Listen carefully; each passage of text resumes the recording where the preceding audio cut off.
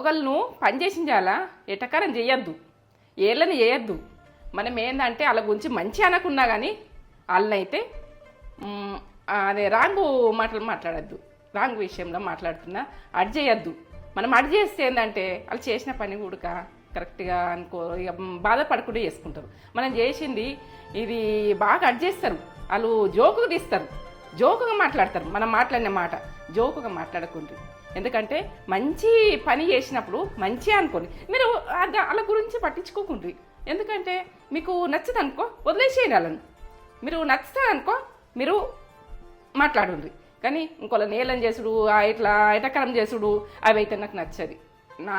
నాది విధానం అది, నాకు నచ్చింది నేను చేస్తా, వాళ్ళకి నచ్చింది వాళ్ళు చేస్తారు కావచ్చు. ఇంకోళ్ళ గురించి మాత్రం ఆట మీద దెబ్బ పెట్టద్దు, ఎందుకంటే బాగా బాధ చెప్పరా అని బాధ.